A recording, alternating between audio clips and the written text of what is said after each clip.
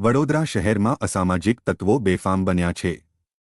થોડા દિવસ અગાઉ અસામાજિક તત્વો દ્વારા કરાયેલા હુમલામાં ભાજપ બક્ષીપંચ મોરચાના અગ્રણી ગોપાલ ચુનારા પર હુમલો કરવામાં આવ્યો હતો, જેમનું સારવાર દરમિયાન મોત નીપજતા બનાવ હત્યામાં પલટાયો હતો।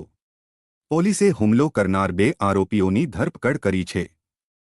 9 મેના રોજ ગોપાલ ચુનારા સયાજી હોસ્પિટલ સામે ક્રાઇમ બ્રાન્ચની કચેરીમાંથી પંચ તરીકે સહી કરીને નીકળ્યા હતા। તે સમયે હુમલાખોરોએ હુમલો કર્યો હતો, જેમાં સત્યનારાયણ ગેસ્ટ હાઉસમાં મૃતક ગોપાલ ચુનારા સાથે જતીન ચુનારા, ગૌતમ ચુનારા, કૃષ્ણા ચુનારા અને અનીશ ચુનારાની ઝપાઝપી થઈ હતી। ગોપાલ ચુનારા અવારનવાર બાળ લગ્ન થતા હોવાની અરજી કરતા હતા, જેથી આરોપીઓએ તું બાળ લગ્નની માહિતી પોલીસને કેમ આપે છે તેમ કહી હુમલો કર્યો હતો।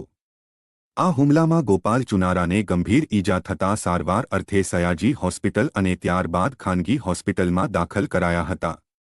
ત્યારે ગઈકાલે ગોપાલ ચુનારાનું સારવાર દરમિયાન મોત નીપજ્યું હતું। જતીન ચુનારા, ગૌતમ ચુનારા, કૃષ્ણા ચુનારા અને અનીશ ચુનારાઓએ ભેગા મળી ગોપાલ ચુનારા પર હુમલો કર્યો હતો, જેથી રાવપુરા પોલીસે આરોપી જતીન રમેશભાઈ ચુનારા અને ગૌતમ રમેશભાઈ ચુનારાની ધરપકડ કરી કાયદેસરની કાર્યવાહી હાથ ધરી છે। આરોપી જતીન ચુનારા અને ગૌતમ ચુનારા બંને સગા ભાઈઓ છે। ભાજપના કાર્યકર ગોપાલ ચુનારા પર અગાઉ પણ હુમલા થયા હતા, જેની અનેક ફરિયાદો કરવા છતાં પોલીસ નિષ્ક્રિય હોવાના પરિજનોએ આક્ષેપ કરતા આરોપીઓને સખત સજા કરવામાં આવે તેવી માંગ કરી છે।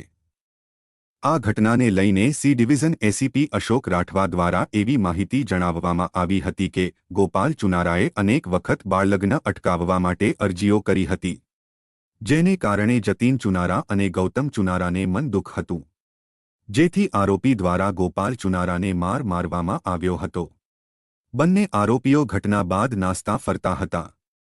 જતીન અને ગૌતમને પકડી પાડવામાં આવ્યા છે। અન્ય 2 લોકો આ મામલે ઘટના સ્થળે હાજર ન હતા। આ અગાઉ આવી કોઈ ફરિયાદ નોંધાઈ નથી। મહત્વની વાત છે, બાળ લગ્ન અટકાવતા ગોપાલભાઈને મોત મળ્યું છે। ગોપાલભાઈએ અગાઉ તેમને મળેલી ધમકી વિશે પોલીસમાં અરજી આપી હતી, છતાં પોલીસની નિષ્કાળજીના કારણે સમાજ સેવા કરતા ગોપાલ ચુનારાને પોતાના જીવની આહુતિ આપવી પડી છે।